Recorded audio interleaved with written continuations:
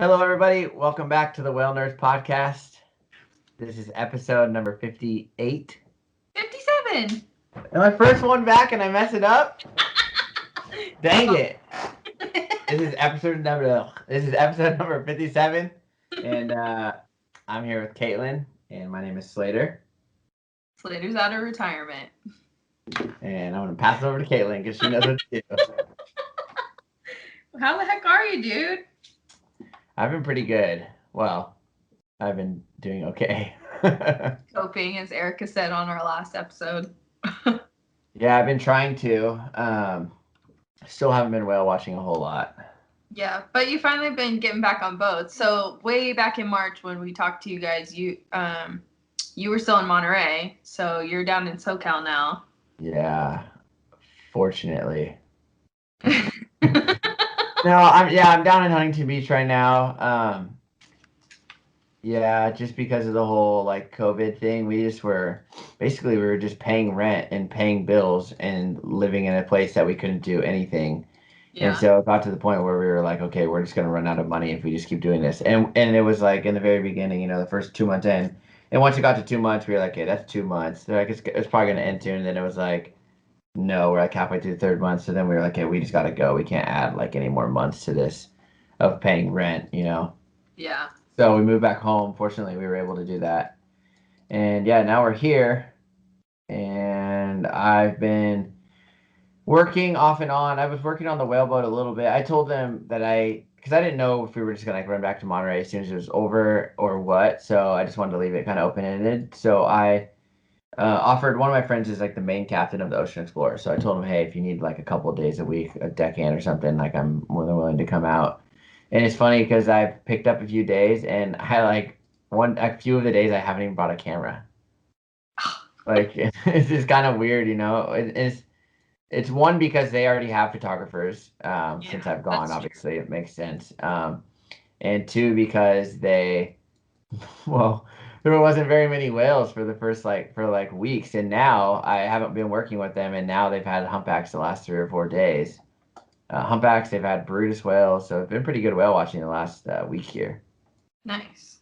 And then I've also been running second operator on a overnight fishing boat, part time because they like die. Everyone down here is like dying for crew. Yeah. Yeah. If you guys are looking to get a job on a whaleboat, I'm pretty sure the Ocean Explorer. The guy told me the other day. He didn't say. He just said he's like I want to start looking elsewhere because he asked me if I would kind of go more full time, and I don't personally want to do that just because I potentially might want to move back to Monterey or who knows where the wind's gonna take me. But I know they definitely do need people because they're short staffed. It is going into slow season though. Yeah. Wouldn't be a normal podcast episode unless somebody's dogs went crazy. We're all three dogs. What have you been up to? Well, like you said, with in the beginning in the spring, like I was still in Maui, and so I was like, well, I'll wait it out, see what happens. Pac Whale had a little extra money for us as emergency pay. And so I stayed for another month to see if things would reopen and see what happened. And then like the writing was pretty well on the wall that things weren't going to change, especially for Hawaii.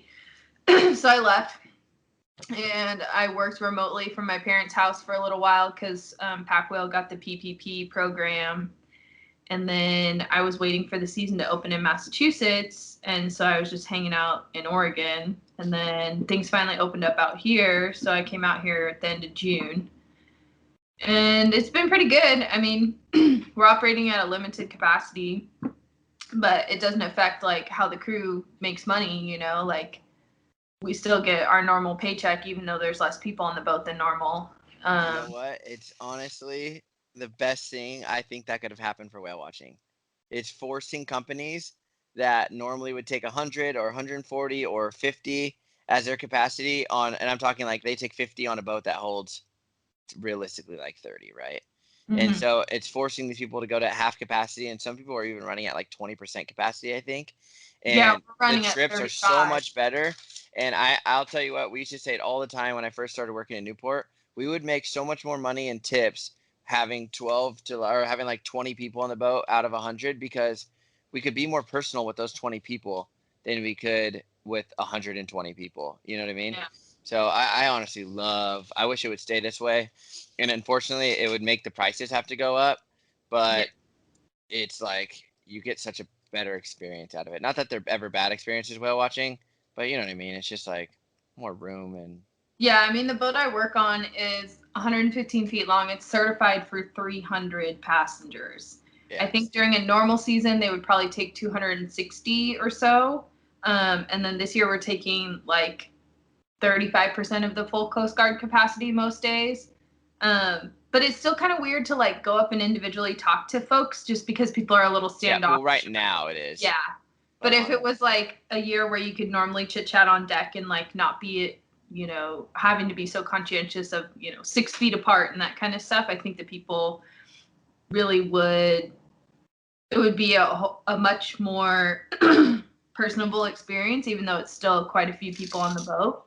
Yeah. But a lot of people have said to me this season, like, I'm so glad that it's limited capacity. They're like, we understand that it hurts the company, but like, it's such a much better experience when the boat's not crowded. And I was like, you're not wrong. That's why private whale watch trips are always amazing, and why I like to do them, and everyone likes to go on them, is because limited half capacity is awesome.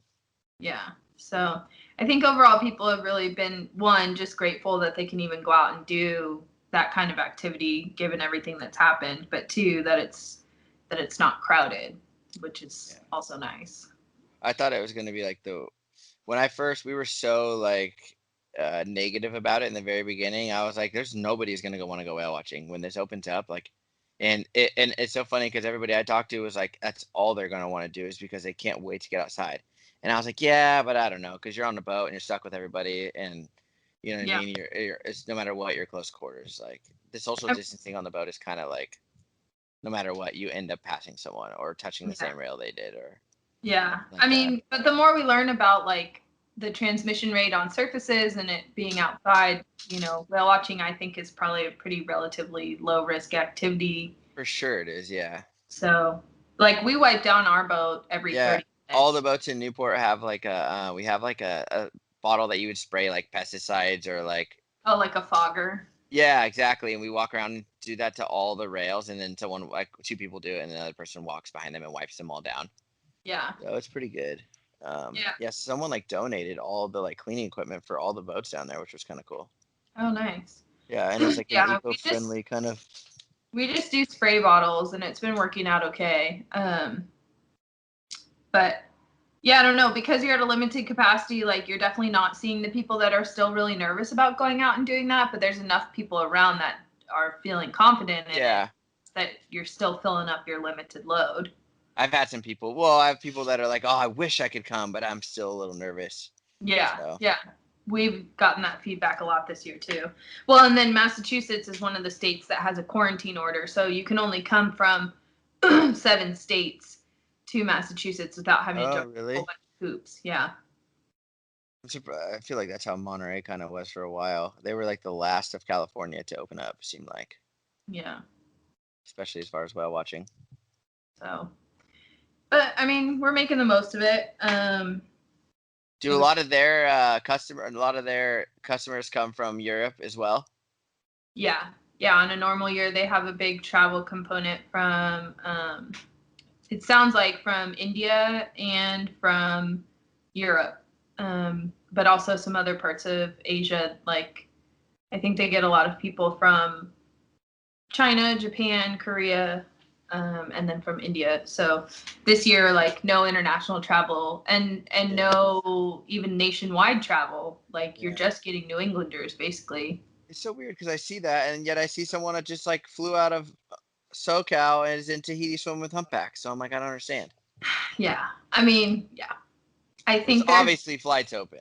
Yeah, I think make it work if you want to do the COVID testing and the health certificates, and if you okay, so you can pay some money and if you have the income to do that, then they did. So I don't know. Part of me is also like I still see it as kind of like socially irresponsible because like you may not have COVID, but like you're setting this example that people can just travel around willy-nilly and not have to think about it, and it's like Like New Zealand was really fine, and then they opened up travel to their country, and then they got COVID again. Yeah. And then like you don't know like if you're bringing it to some place like Tahiti, like they're going to be decimated by it. Like they don't have resources to handle that. Like Hawaii doesn't even have resources to handle that. So yeah, I don't know. Me personally, I can wait until things are a little safer. Yeah, The I think whales that will still be there. hopefully next year is like the best whale watch year ever, because we all want it and need it. So, while we were like kind of, I don't know, on lockdown, I wrote down a whole bunch of things that I wanted to like talk about and then just like didn't. Yeah, I know we've all been in like really separate lives Yeah. past few months. So, I don't know. I mean, I've read a couple books that like I really liked and recommend. And then Wait, also didn't you just go to the whale museum today? yeah, and then I went to the Whaling Museum today, and so yeah. Do you don't want to talk about that? Yeah, I do. Well, We got lots of time, dude. talk it up. What Do the you heck want do to they hear have the old there? stuff first or the new stuff first? Old stuff first? Ah, whatever. Just tell me what we're doing. Well, I will just say that a couple of the books I read, like Of Orcas and Men, highly recommend. Was so good. Was so good. Like the way he has like a different perspective on like kind of trying to frame like killer whale intelligence and you know, putting Did a I read little that bit. book? He did. Did you do it on audiobook? Is it an Audible? Because then probably not. Of I think it is on orcas. Audible. What's it? Of orcas and men. Yeah. Nah, it's not. That's why. Oh, dude, it's Maybe I'll have to hard book it, huh? Yep. Dang it, dude. That's crazy. My eyes will probably get sore. Oh my god, it was so good though. I mean, Alright. like I'll have to. Maybe it I'll was order it on really Amazon. approachable, but it also was like still scientific and like it put a different perspective on like how you think about these really intelligent animals that live in societies and cultures, and it was really good. I recommend. Nice. And then I recommended my current favorite podcast, Drilled, when we were talking with Erica. I can't recommend it enough. It's so. If you want to learn about how corrupt the oil and gas industry is and the plastic industry, like, listen to it. It like makes you mad, and also like, I don't know. It's just so fascinating how deeply rooted it is. What did I text you guys the other day? You and Eric. The life on our planet. What did I say though? Something about you crying. I don't remember. Something about like let's band together. No, and say I said the F word like 4 times. I'm pretty sure. Oh yeah, you did. Did I just send it to you? Mm-mm. It was both you guys. You sent it to the group text. Yeah, dude, you have to watch Life on Our Planet. Oh my gosh. Give me the recap. If you want to cry, I can't even give you the recap, dude. This put it this way, it's literally David Attenborough says, "This is my witness statement," and then you cry. Like, dude, it's so inspiring. Like that guy did so many different things, and he literally, like, and it's not like he just like, you know how like there's so many documentaries like the coral one that talks about all the coral bleaching. Yeah. And it's like, okay, so like, and like there's that one guy, I forget the scientist's name, but he talks about like in his lifetime he's seen like he's gone back to these places and they're just gone. Yeah. Well, like David Attenborough did that, but times 1,000. Like he's gone back to like every place, and they're just like gone. Like the forest that he originally went to, and it was already going bad then, is like just everything's like at half or even way more percent like gone. You know, like the forest wise, the ocean wise. Like, oh my god, it's so crazy. Like when I watched we watched it together, right? Sylvia Earle's film that was kind of like that too. I can't believe when they dove that one place in the South Pacific and it's so remote and they were expecting it to still be okay and it wasn't. I can't believe she didn't lose her shit in the skiff. Like she just got out and looked kind of disappointed and sad. I think I would have like freaked out. So in this life, I'll tell you one thing about it. In Life on Our Planet, they talk about Palau and how Palau shut down 1/3 of their fishing. They made it illegal to fish in 1/3 of their part of the ocean, right? They all of those places that were shut down completely rebuilt and is thriving so well because of it that they're overflowing into all the places that you can fish. And so it's literally completely supporting them now. Like it's supporting them in the areas where they couldn't fish, and that whole ecosystem is like thriving. That was the whole thought process behind fishing, like marine reserves and stuff too. But it's not coming to fruition as quickly in the United States as the Palau story sounds like it is. Well, what David Attenborough says, and I don't know what he's referring to, but he says that they're trying to I think they're trying to do an international, like, in all waters, like no fishing or something like that. I forget what they're trying to do, but it's crazy. And they're like, if this happens, it would like completely restore most of the ocean. Dude, if we could stop fishing outside of our exclusive economic zones, like you have to fish in your own political zone, that would be pretty life-changing for a lot of parts of the ocean. And I think that's part of what it was about. Yeah. Yeah. Because I mean, once you go outside of a country's EEZ, basically right now the way that enforcement looks at it is they're like, it's crime on the high seas. It's just lawless stretches of the planet, and like there's no court you can take them to for enforcement because the laws aren't written to do anything out there. And what's the conference every year? Like the one that Greta talked at the like the UN summit? Yeah, the UN. Yeah. So he talked, and I think it was in 2018. And the lady goes, so you're literally, 18, 20. So he was 92. And so she was like, you could have just retired, but you're here like talking about this. You know what I mean? Yep. Dude, and he actually gets like, his voice. He's like very inspiring and powerful. And he actually like says, he goes, and he like stops and like, he actually gets like pissed. And like, you can tell that he's like, when he starts talking about a certain subject, he like really got like frustrated. And you're like, oh shit. And because it shows him, a lot of it is like, it goes to him talking, and then it goes over footage with him narrating it. Yeah. And then it goes back to him, and like. Yeah. Just watch it. And you have to watch it tonight. I'll watch it. I've seen it two and a half times. I fell asleep one of the times rewatching it. Well, good. Yeah, I'll definitely watch it. And I also watched the other Netflix documentary that just came out. I think it's called Kiss the Ground. It's about like land management and farming, and like it's not whale related, obviously, but it's still like we live in a closed loop. But it's all related. Yeah, and it was really good. Woody Harrelson narrates it, and it was really, really good. I liked it. And I feel like the way that they're proposing to manage farmland is similar to how we should manage most ecosystems. Where are they talking about it? Is it like, because in Life on Our Planet, they show you the Netherlands, and their farming system is so cool. It even looks cool. Yeah, it's mostly based in the US, but they do have some footage from Africa where they've introduced this like regenerative farming techniques just to restore grasslands. And kind of combat desertification, which is where like if you continue to strip the soil off the land, then the desert expands and it just becomes even more useless land. So I don't want to give it all away, but like in Life on Our Planet, they basically say, I forget what year, they're like in the 2080s or something like that, there's going to be no soil left for farming anyways, because they're going to use it all. Yeah, because if you're just doing the simple like plow and sow and leave your land barren part of the year, then you lose all your soil. It's just dirt, and dirt's not useful.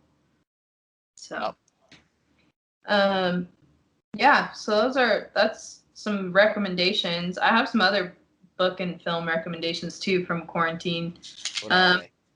If you're interested in learning a little bit more about how to effectively communicate as a scientist, I finished the book Don't Be Such a Scientist.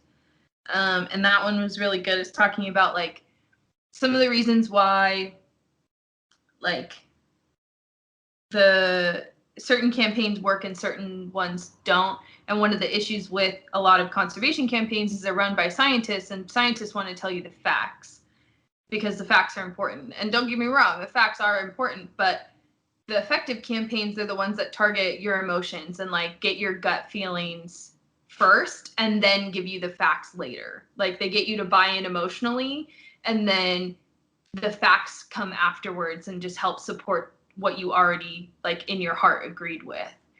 And so if you lead with the facts first, you often don't get people to invest in it emotionally and create a belief in it.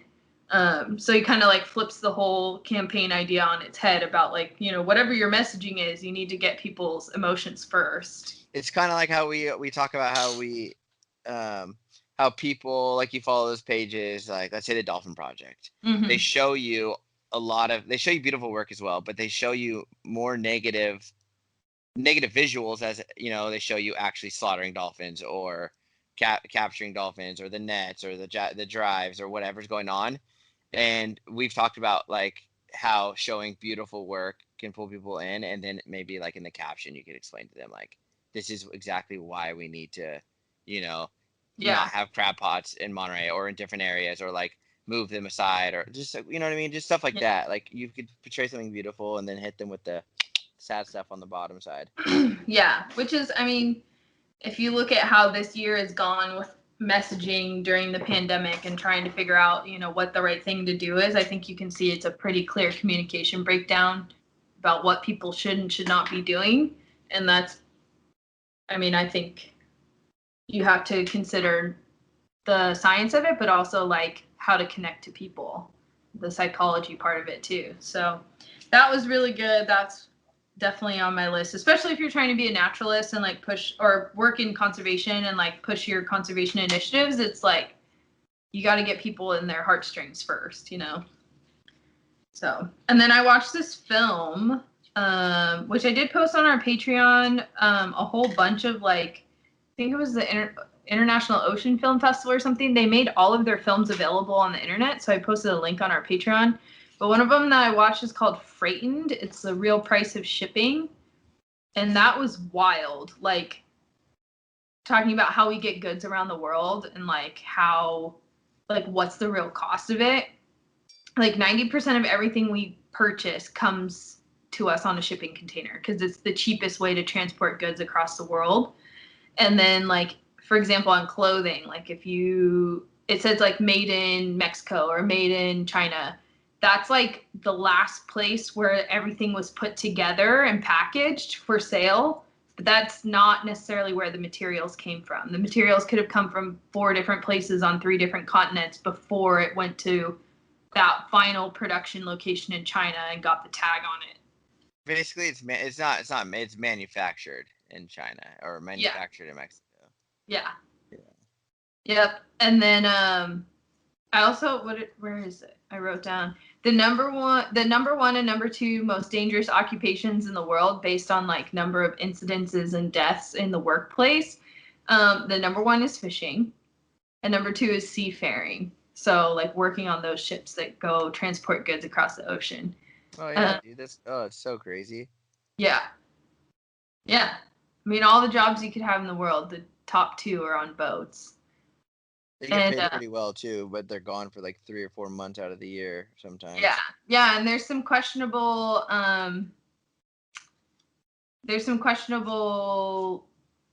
workplace environments and like how they hire people, or maybe don't necessarily hire people. It's more like an indentured servitude type of thing with the shipping industry, especially the international shipping industry. Like, some of these people may or may not be getting paid. They might be put on a boat saying they have to repay a debt by working on this boat, and then they can't get off it. Like, it's pretty crazy and kind of dirty. Well, I know a lot of the container ships here, like to be able to work on one, like a lot of those guys go to like a 4-year maritime college. Yeah.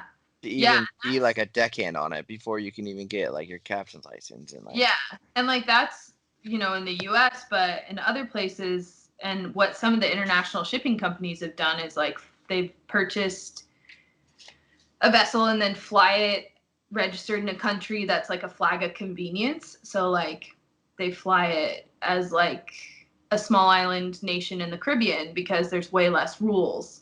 You know, they're not flying US flag to get around a lot of that stuff. Just like a lot of boats in California, they fly a Mexican flag or something because it's, if they were to keep it here docks year round, they'd have to pay crazy taxes on their yacht. So then they just take it. They just have to leave the country for 3 months or whatever. I forget what it is. I think it's like 3 months of the year they have to put their boat in Mexico. Yeah. But then they don't have to pay the California tax on it. Yep, exactly. And then this film said that vessels 300 tons or more in size, there's a shipwreck of it every 3 days on average per year. A shipwreck? Yeah. So like yeah, these so many big boats are wrecking like every 3 days somewhere out there in the ocean. You've looked at AIS, right? Yeah. So like There's so many boats. If you guys want to look up a crazy app, download. You have to pay for it. I think it's like $4.99, but it's called Marine Traffic, and you can look at any boat that's usually it's boats that are like 65 feet in length or greater, but you can look at you zoom out and the whole entire ocean is speckled with ships. Yeah, you can access it on a web browser for free, marinetraffic.com. Oh, you can. Yeah, and then the other thing that I think was pretty crazy. I mean, there's lots of other facts that I think are nuts about this whole thing, but 2% of all containers in the world are inspected. So, like at any port, anywhere where they're supposed to be maintaining security and inspections and customs and all of that, they only inspect 2% of the containers being transported. Isn't that nuts? 2%. That's like no oversight. That's crazy. So yeah, so freightened, that's a good one. I think it's freightened, yeah. So like, frightened, but it's freight. I like it. So that was a good one. That was, yeah. Ooh, the real price of shipping. Yep. Yep. And you read it? Mail for free. Wait, it's a documentary or you read it? It's a documentary. Okay. Yeah. Oh, it's free on Prime. Oh, it's on Amazon Prime now? It says watch now subscription. Yeah. Oh, okay. I found it on the mail, but if you can watch it on Amazon Prime, it's another platform you can access it on. So that's cool. So yeah, a lot of this other stuff that I had written down that I was saving up for episodes is kind of old news at this point. But those were kind of the things that really stood out to me is that, if you're looking for something to access that's kind of at any time, that's a good film to watch. Those are a couple good books. I also listened to the audiobook Fluke by Christopher Moore. It was pretty funny. Good comic relief about researchers in Hawaii trying to find the purpose of the whale song and, goes kind of into alien. Is it newer or is it older? It's older, and it's based on some of the real people that work and live out in Hawaii. Okay. But it's funny. It's like it's pretty much fictional, like it's not there's not really aliens producing whales.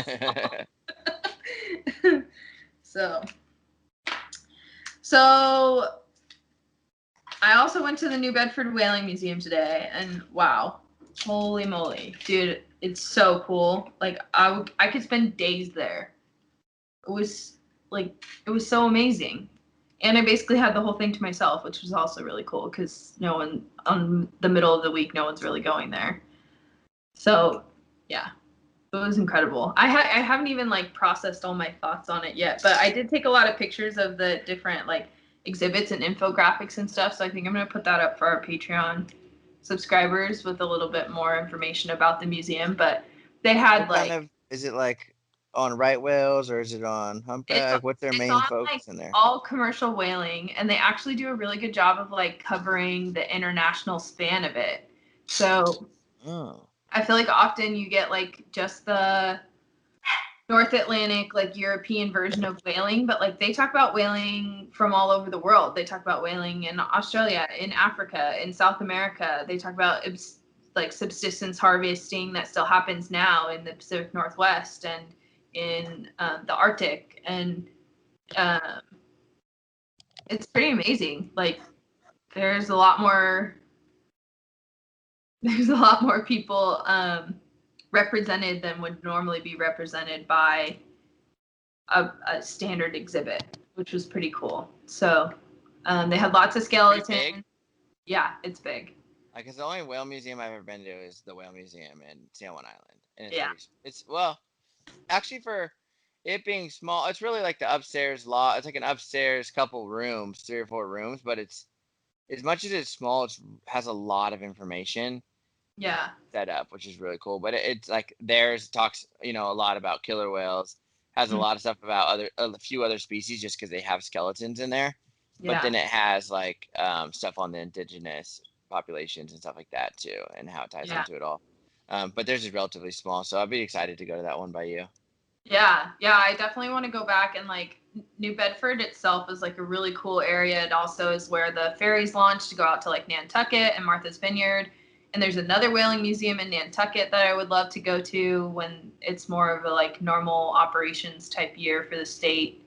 But it was really cool to see all the different cultures represented and how whaling really kind of was at its peak as like international shipping and like international commerce was starting to become a big deal. And it does address some of the issues with like how that also was the same time that slave trading was going on, and like how that affected the industry and seafaring, and like how it fueled the economies of a lot of places. And so they get into some like intersectional topics that I was actually pretty impressed by.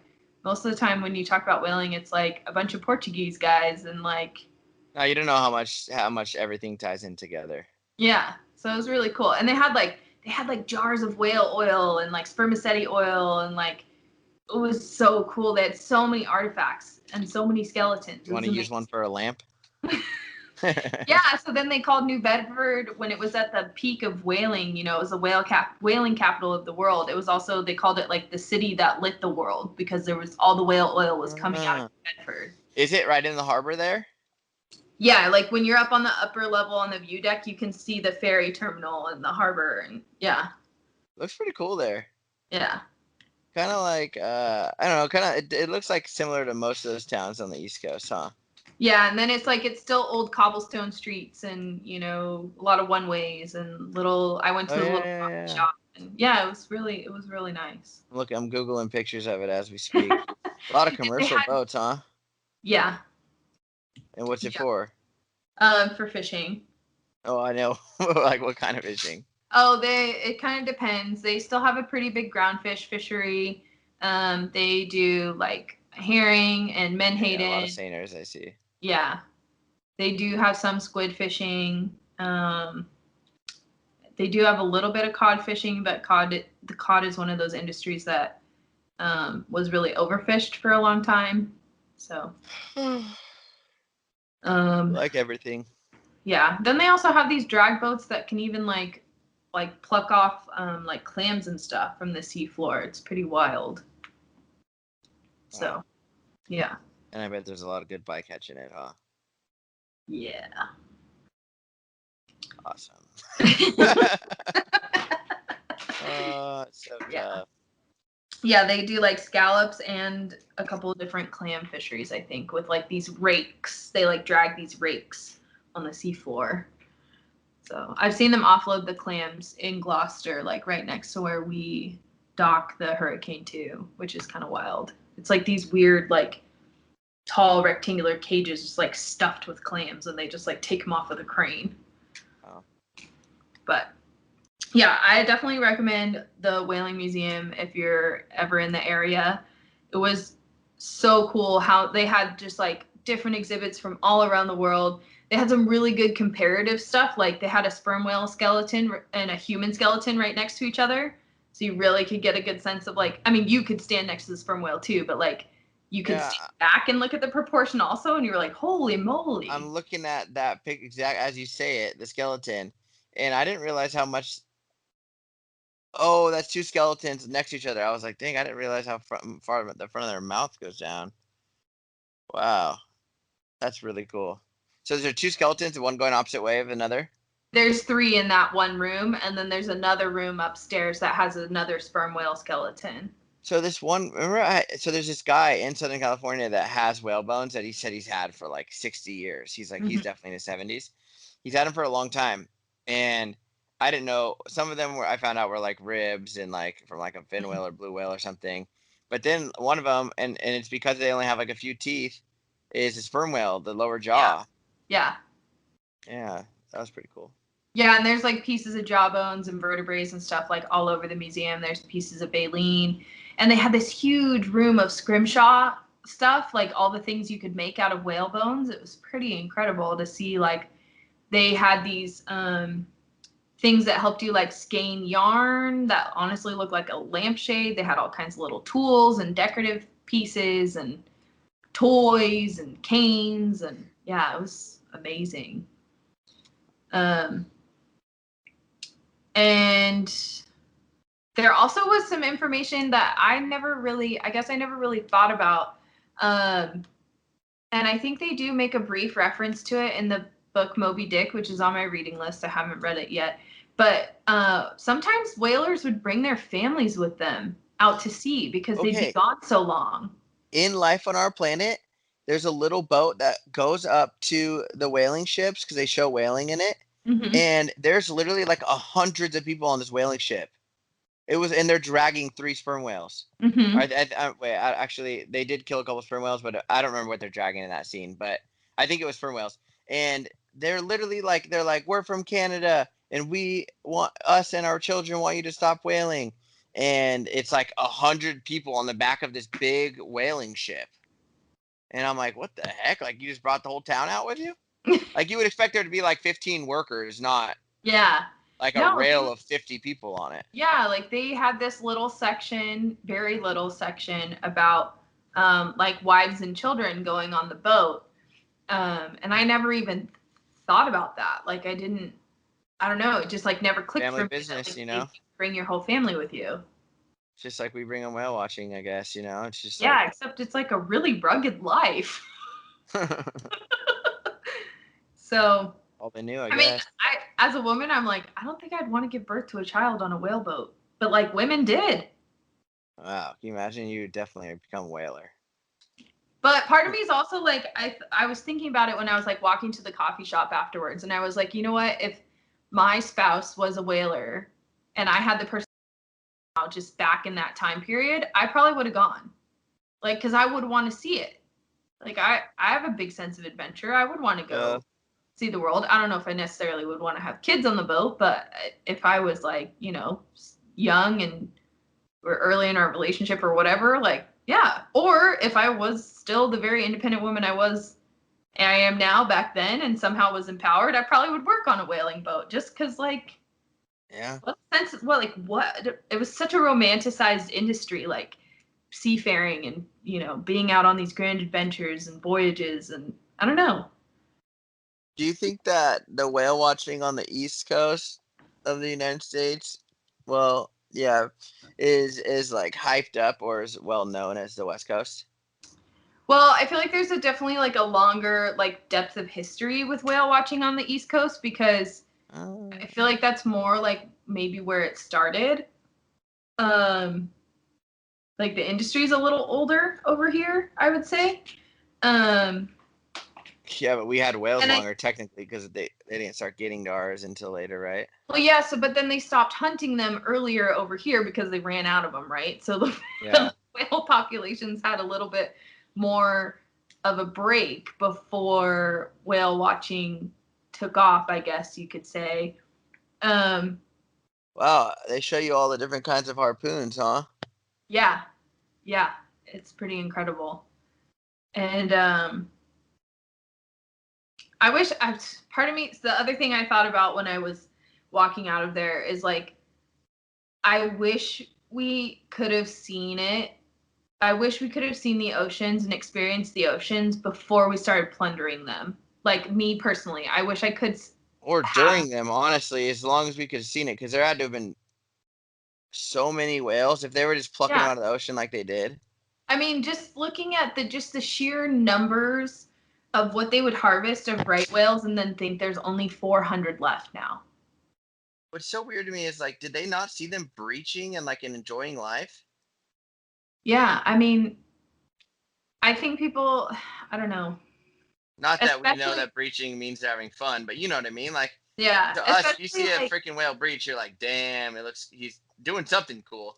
Yeah, I feel like the like very Eurocentric attitude about like our relationship with nature has always been we extract this type of thing. Whereas if you were to speak to like an indigenous community that has always hunted whales, but like for the purpose of survival, not for the purpose of sale, their relationship with seeing an animal, breaching or playing with its babies or things like that is a whole different level of connection as to like, you know, the European whalers were like, we can kill that thing and eat it and sell it. Like, I don't know. Somewhere there's a big disconnect, like where they were able to just look at a whale with its baby and be like, well, if we harpoon the baby, then the mom's going to stay next to it so that we can catch the mom too. Yeah. I'm looking at this scrimshaw on the teeth. Yeah. Those teeth are so big. Yeah. Like big enough to have a portrait on them, you know? Isn't that crazy? Imagine if you get your teeth tattooed like that. Like, dang, they could have like tattooed sperm whale's teeth, dude, and sent them on their way. Can you imagine? Well, it's so funny. I literally was looking at a humpback whale lunge feeding, off topic, but I have a photo. I was looking at the baleen, and in the front, sometimes you'll see baleen where it's got like, it's like all yellow and then has like a couple black patches and then it goes back to yellow. And I was like, dude, it kind of looks like this thing has grills. Like, I wish I could show you the photo right now. I don't know where it is. I know what you're talking about though, but it's in a lot of humpbacks have that. Yeah. It's like a pigment thing, kind of like, because there's different colorations right there at the tip. It's like pink, you know, and stuff. Yeah. Yeah, it's pretty funny, huh? Yeah, it's cool. I like it. It's definitely, like, humpbacks are one of the only ones that you can see that. Fin whales, if you can see like it roll on one side versus the other, then you can see the two tones. But like gray whales, it's all blonde. Blue whales, it's black. So, yeah, I mean, I wish we would have been able to see what the ocean was like, because it's not just whales either. Like, think of how many more birds there were, and sharks and turtles, and, you know, like, there was so much more life. Oh. But you can say that about land too, right? Like, imagine walking down the beach in Monterey and there's a bear eating a whale carcass, and there's condors and there's wolves, and, you know, like, it just doesn't happen like that anymore. I don't know what news station it was on, but last night actually, I walked in the den and I saw it was on, and they were talking about, I saw a sea otter and I was like, oh, it has to be Monterey, and sure enough it was. And the guy was talking about climate change, and he was talking to like the head scientist at Monterey Bay Aquarium. I don't know his name, but he anyways it, and then they went back and forth, and I forget who said it, but they basically said, like, they were talking about the kelp, like, being gone and stuff, and like, and the starfish aren't doing well. Yep. And so, and then until that means that the, you know, otters and the sea urchins, and so, like, it's like this big, you know, cycle. And the guy goes, how come the sea otters, the kelp, the lobster, the crabs, and then the sharks and everything, he's like, how can all of that know that climate change is happening? And like, we don't. And we just can't, like, and yeah, we can, like, comprehend it. You know what I mean? Like, well, I've seen this thing go around, and I think it's a really good point to make with people, is climate change is a scientific documented fact. So you need to stop asking people if they believe in it and start asking people if they understand it, because climate change is not a matter of your opinion. It's happening whether you believe in it or not. It's more a matter of, do you understand it? It's that whole facts versus gut thing, right? Like, people think you can believe in something or not that's scientifically proven, when that's, like, conceptually you can't. Do you understand it or do you not understand it? It's not a belief or disbelief. It's like, this is happening. Yeah. But yeah, it's definitely pretty despairing with all the things going on. But I think that there are still little places that you can celebrate, like going whale watching in Monterey, or going whale watching on Stellwagen Bank, or snorkeling with turtles in Hawaii, and, you know, all can we places. go? You gotta go work there again. Huh? Gotta go work there again. Margo and I were just talking. I was like, babe, we have to go to Maui, like, this next year. And yeah. But then it's like, we don't know if we can. And on top of that, our friend Katlyn's not gonna live there this year. Yeah. I definitely I had a hard choice to make about Maui, and so I don't think I'm going back there this winter, because everything's still really uncertain with the Trans-Pacific, like, flight testing stuff for COVID. They're gonna pilot it in another week or so, but I don't know. I'm not gonna hold my breath. I think it'll be better to just wait until things, like, public health wise, calm down. Because I do want to go back to Maui, but I don't want to put a burden on those island communities that really are not equipped to handle an uptick in cases. Like when I lived on Maui and I really had to think about like facing the facts of like if the supply chain's interrupted because people start panic buying, or if there is an outbreak and there's only one hospital with 20 ventilators, like what am I going to do? And I have the privilege of like not being from there and I can go back to somewhere else. Like what about the people that literally can't leave? That's their whole life is there. They're indigenous to the land, or they've committed their whole life there. I was like, yeah, I gotta go. I can't keep taxing the resources of this place. I gotta go. Like, so yeah, when they said on the news when everything first started there, like, you know, Maui has a couple outpatient clinics and one real hospital, and they were like, we have 24 ventilators on the island. I was like, oh no, that could be really bad. The whales will still be there when you get there. Yeah, exactly. I don't think the whales are minding having less boats out there either. Oh, I was thinking, I was talking to Margot at the park 2 days ago, and I was like, think about how peaceful that this park probably was, like in April and May, like with no one there, like everyone was afraid to go outside.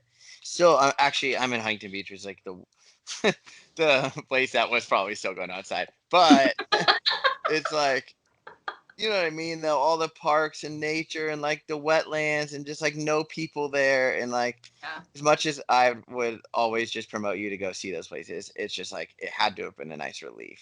Yeah.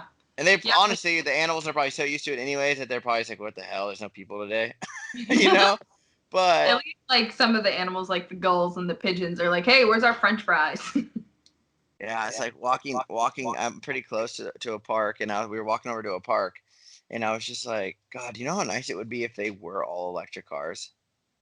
Like it would just not, and like we're so used to the sound anyways that it doesn't really affect us anyways, but it would just be so nice for it to be quiet.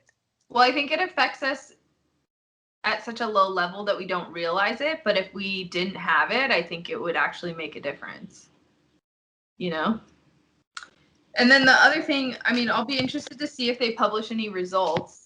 But like the coral reefs too in Hawaii, like not having all those people all over them every day, actually they noticed a difference in a really short amount of time. There was a couple groups that started studying it, like at Molokini, and then also on the island of Oahu in Hanauma Bay, and like more predatory fish were spending more time on the reef, and like the reef looked noticeably different without people there for several weeks or months at a time. It was pretty incredible.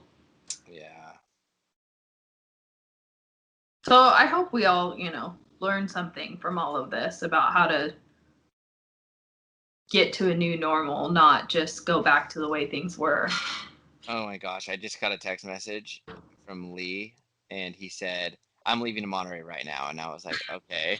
And he said, there's orcas everywhere. He said, and orcas everywhere and in Morro Bay.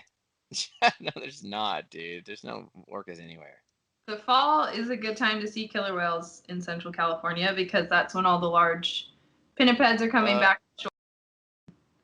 So like elephant seals and the sea lions have put on a bunch of weight all summer, and so it's like sea lion and seal buffet frenzy for the killer whales. Dude, it's so weird. Like I don't have any updates on Monterey. Like nobody posting their story. They're all falling off the social media game. What is the there's one company that I hate to look up. They may have posted. I don't believe him. He's just making stuff up. Oh. Wait, 41 minutes ago. What are they looking at? That looks too big. It's a humpback. It's a humpback. False alarm. He's just making up stuff.